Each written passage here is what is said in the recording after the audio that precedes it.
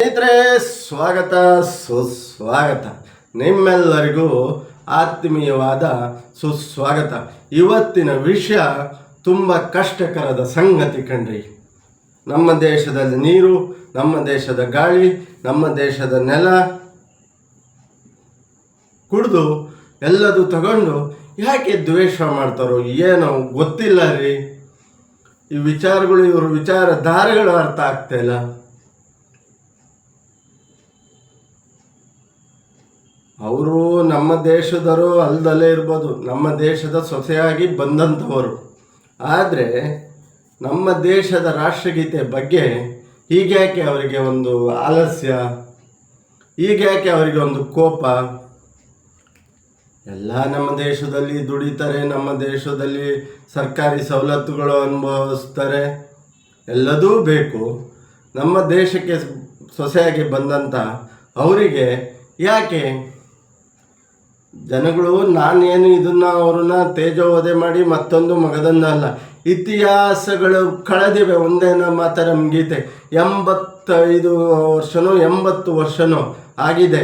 ಅಂಥದ್ರಲ್ಲಿ ನಮ್ಮ ಸರ್ಕಾರಿ ಎಲ್ಲ ಕಾರ್ಯಕ್ರಮಗಳು ಎಲ್ಲ ಇದರಲ್ಲೂ ಸ್ವಾತಂತ್ರ್ಯ ದಿನಾಚರಣೆಯಲ್ಲೂ ಆಗಬೇಕು ಅಂತ ಒಂದೇ ಮಾತರಂ ಗೀತೆ ಹೇಳಿದ್ರೆ ನಿಲ್ಲಿಸಿ ನಿಲ್ಲಿಸಿ ನಿಲ್ಲಿಸಿ ಅಂತ ಕೈ ತೋರಿಸ್ತಾರೆ, ಕೈ ಸೊನ್ನೆ ಮಾಡ್ತಾರೆ, ಬಾಯಿ ಸೊನ್ನೆ ಮಾಡ್ತಾರೆ ಅಂತ ಮಾಡಿದ್ರೆ ತಪ್ಪಲ್ವನ್ರಿ. ಇದು ತಪ್ಪು. ಆದರೆ ಇದಕ್ಕೆ ಏನು ಸಾಕ್ಷಿ ಅಂದರೆ, ಅಲ್ಲಿ ಇದ್ದಂಥ ಅವರ ಯಾರು ಹಿಂಬಾಲಕರು ಅವ್ರನ್ನ ಮೀಡಿಯಾದವರು ಮಾತಾಡಿಸಿ ಕೇಳಿದಾಗ ಅವರು ಹೇಳಿದ್ದು ನಿಲ್ಲಿಸೋಕ್ಕೆ ಆದರೂ ನಾವು ಪೂರ ಕಂಪ್ಲೀಟ್ ಮಾಡೋದು ಅಂತ ಹೇಳಿದ್ದಾರೆ. ಯಾಕೆ ಕೋಪ ಅವರಿಗೆ ನಮ್ಮ ಭಾರತದ ದೇಶದ ಮೇಲೆ, ಭಾರತ ದೇಶದ ಗೀತೆ ಮೇಲೆ? ಮತ್ತು ಇವರಿಗೆ ನಮ್ಮಂಥ ಸಾಮಾನ್ಯ ಪ್ರಜೆಗಳ ಓಟುಗಳು ಬೇಕು, ಎಲ್ಲದೂ ಬೇಕು. ಆದರೆ ನಮ್ಮ ಭಾರತ ದೇಶದ ಗೀತೆಯ ಮೇಲೆ ಯಾಕೆ ಕೋಪ?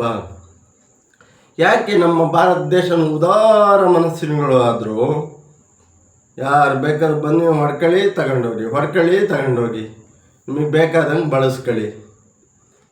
ಯಾವ್ದಾದ್ರು ಫಂಕ್ಷನು ಇದಕ್ಕೋ ಬಂದಾಗ ಒಂದು ಸ್ವಲ್ಪ ನಿಮಗೆ ಖುಷಿಯಾಗಂಗೆ ಮಾತಾಡ್ಬಿಟ್ರೆ ಜೈ ಜೈ ಜೈ.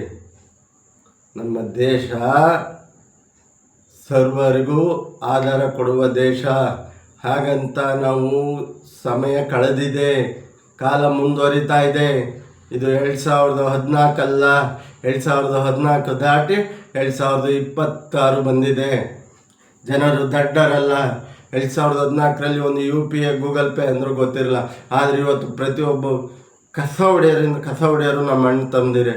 ಪ್ರತಿಯೊಬ್ಬರಿಗೂ ಎಂಥ ದಡ್ಡ್ರ ಕೈಲೂ ಮೊಬೈಲ್ ಬಳಸೋರ ಕೈಲಿ UPA ಗೂಗಲ್ ಪೇ ಇದೆ ಅಂದರೆ ಅರ್ಥ ಮಾಡ್ಕೊಳ್ಳಿ.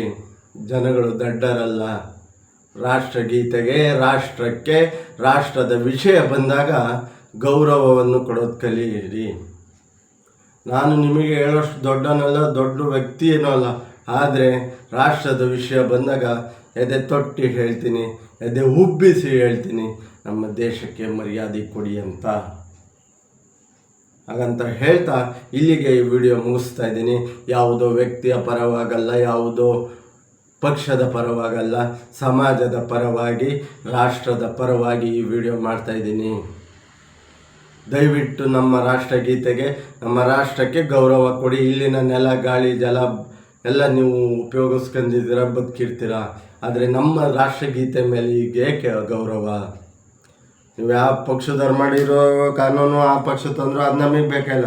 ನಮ್ಮ ರಾಷ್ಟ್ರಗೀತೆ, ನಮ್ಮ ರಾಷ್ಟ್ರದ ಬಗ್ಗೆ ಗೌರವ ಕೊಡಲೇಬೇಕು ಅಂತ ಹೇಳ್ತಾ ಇಲ್ಲಿಗೆ ವಿಡಿಯೋ ಮುಗಿಸ್ತಾ ಇದ್ದೀನಿ. ಪದ ಬಳಕೆಯಲ್ಲಿ ಏನಾದರೂ ದಯವಿಟ್ಟು ತಪ್ಪಾಗಿದ್ದರೆ ಕ್ಷಮಿಸಿ, ಆರೈಸಿ, ಕಾಪಾಡಿ ಅಂತ.